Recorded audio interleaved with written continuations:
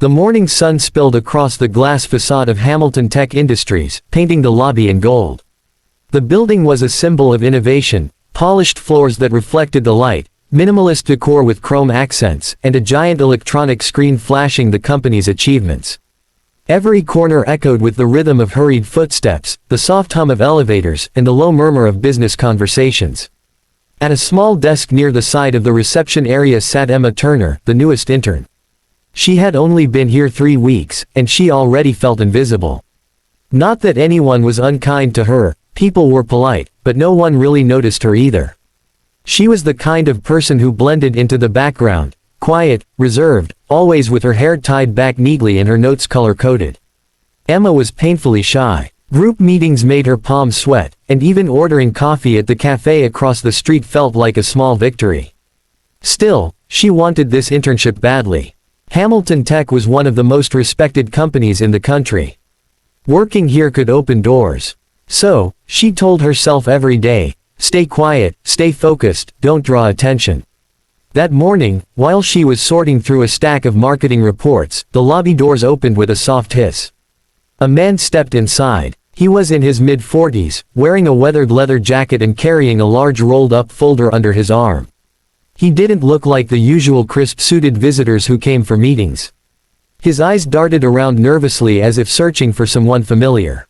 Emma glanced at him briefly, then lowered her gaze back to her papers. But a small detail caught her attention, his posture, his hesitation, the way his hands fidgeted. Something about him seemed anxious. He approached the reception desk, where Lydia, the front desk receptionist, greeted him in her usual brisk tone. "Good morning. Name and company." The man smiled politely but didn't answer. Instead, he reached for the pen and wrote his name, David Miller. He handed over the visitor log and then looked at Lydia expectantly. "All right, Mr. Miller. Who are you here to see?" she asked, typing into her computer. David opened his mouth but no words came. Instead, he raised his hands and began moving them, gestures, deliberate and fluid. Emma froze. She recognized it instantly. Sign language. But Lydia didn't. She frowned, leaning forward. "Sir, I asked, who are you here to see?" David repeated the gestures, slower this time. His hands shaped words Emma understood. "I am here to deliver plans." "Accessibility project." The receptionist sighed, impatient. "Sir, I need you to speak. Louder, please." Around the lobby, several employees had paused to watch. Some exchanged glances, others shook their heads. A few whispered, "What's going on?" Or, "Is he lost?" David's face flushed red. His hands trembled slightly as he signed again, this time adding, "I am deaf." Emma's chest tightened. She could almost feel his embarrassment, standing in front of strangers, struggling to be understood, while people stared. The weight of pity and confusion in the air was suffocating. Her instinct was to jump in. She could help. She had spent years volunteering at a community center where she learned ASL to communicate with children who were deaf or hard of hearing. But now, her shyness anchored her to her chair. Her thoughts tumbled. If I stand up, everyone will stare at me. What if I mess up? What if I sign wrong? What if they laugh? She swallowed hard, fingers gripping the edge of her desk. Then she looked at David again. His eyes darted between Lydia and the floor. His shoulders hunched as if trying to shrink under the weight of the attention. Emma remembered a little boy at the community center. 7 years old, who once told her through signs, "When no one understands me, I feel like I don't exist." That memory snapped something inside her. Slowly, Emma rose from her seat. Her legs felt heavy, her heart hammering in her chest, but she forced herself forward. Excuse me," she said softly to Lydia. "I think I can help." Lydia raised an eyebrow but stepped aside. "Be my guest." Emma turned toward David. Her hands shook slightly, but she steadied them. She signed, "Hello. My name is Emma. Can I help you?" David's entire face lit up. His shoulders straightened, and the tension drained from his posture. His hands moved quickly, almost gratefully. "Thank you. My name is David. I am here to deliver blueprints for the accessibility project." "I cannot hear." Emma smiled and nodded. She turned to Lydia and translated, "He's here to deliver blueprints for the accessibility project." Lydia blinked, taken aback. "Oh, right. I'll notify the department." Emma signed back to David, "She will notify the department. Please wait a moment. David signed again, his movements flowing smoother now. Thank you for helping me. It is rare that someone here understands. Emma blushed but smiled. It's no problem. I'm glad I could help. The two continued exchanging signs while Lydia made the call. Emma interpreted whenever necessary, her confidence growing with each gesture. The once tense lobby now watched in silence, not mockery this time, but awe. People who had dismissed the scene earlier now whispered in admiration. Wow, the intern knows sign language. She's really good at it. I didn't even know she could do that. But Emma barely heard them. In that moment, it was just her and David, two people bridging a gap that others couldn't cross. When the department finally sent someone down to collect the blueprints, David turned to Emma. His eyes softened, and he signed, "You made me feel respected today." "Thank you." Emma signed back, "You deserve respect.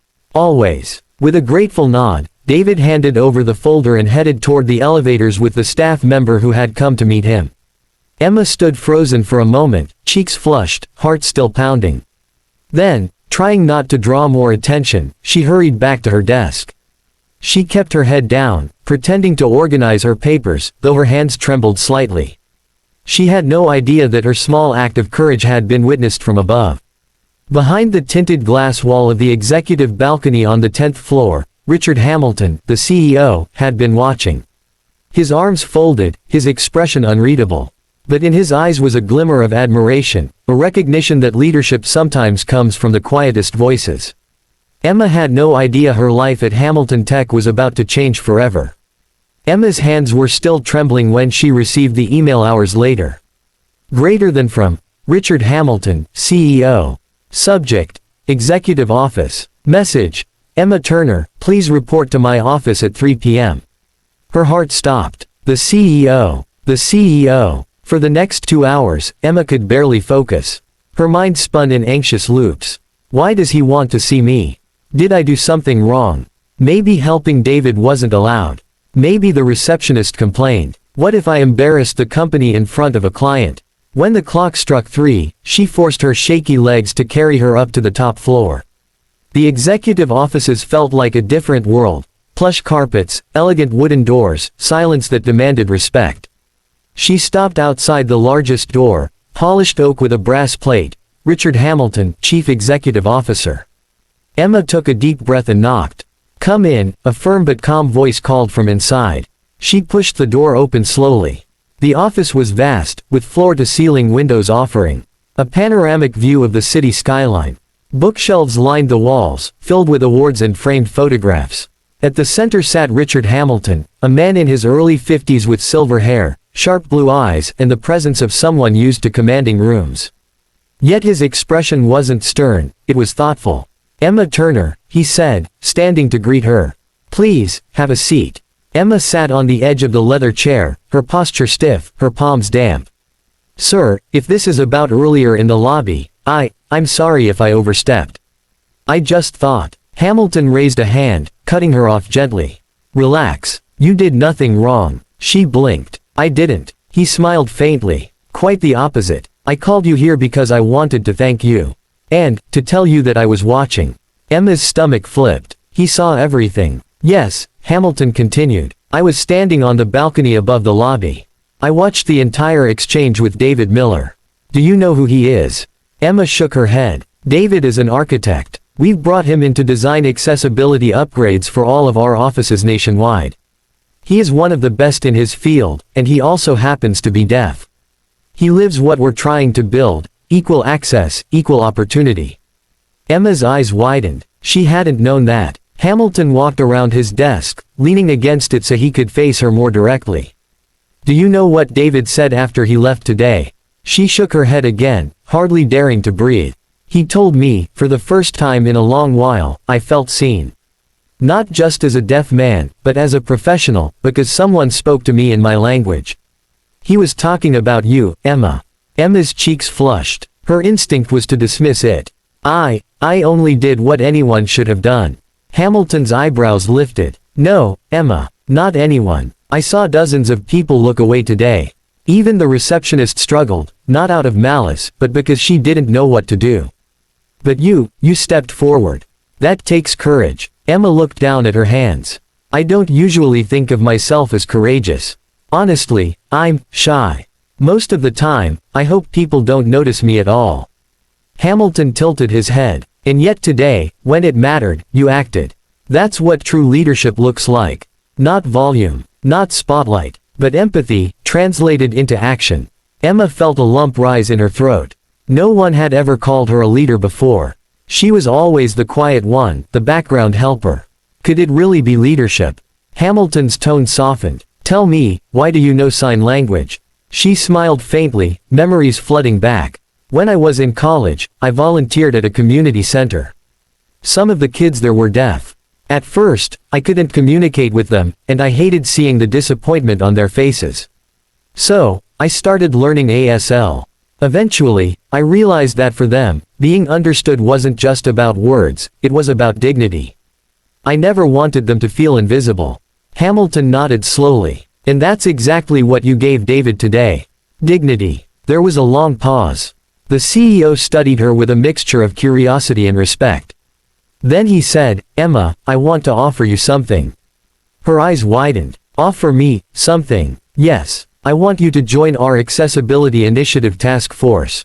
It's a special team that works on making our technology, our offices, and our culture more inclusive. I believe your skills, and more importantly, your heart, belong there." Emma's jaw dropped. "Me? But, I'm just an intern." Hamilton smiled. "Titles don't define impact. Actions do. You've already shown more initiative than many people with years of experience here. Don't underestimate yourself." Emma's chest swelled with conflicting emotions, fear, disbelief, and a spark of pride she had never felt before. I don't know what to say." "Say yes," Hamilton replied simply. Emma laughed softly, nerves easing. "Yes, sir. I'd be honored." Hamilton extended his hand. She shook it, her grip still a little shaky but stronger than before. As she stood to leave, Hamilton added, "One more thing, Emma. Never think of your shyness as weakness. Sometimes the quietest people are the ones who listen the most. And because they listen, when they finally speak, or act, their voice carries farther than they realize." Emma nodded, her eyes glistening. "Thank you, sir. I'll remember that." When she stepped back into the hallway, she felt different. The same shy intern had walked in, but something inside her had shifted. She realized that courage wasn't the absence of fear, it was doing what was right despite the fear. She thought of David, of his smile when he recognized someone who spoke his language. She thought of the children at the community center, of how their faces had lit up when they realized they were understood. And she thought of the CEO's words, "Leadership is empathy in action." From that day on, Emma no longer saw herself as invisible. She saw herself as someone capable of making a difference, even if her voice was soft, even if her hands trembled, even if her nature was quiet. Because sometimes, it's the quietest kindness that echoes the loudest. Check mark. Moral of the story reinforced. Leadership isn't about status, power, or being the loudest in the room. It's about empathy, courage, and stepping forward when kindness is needed. Even the shyest person can make a lasting impact.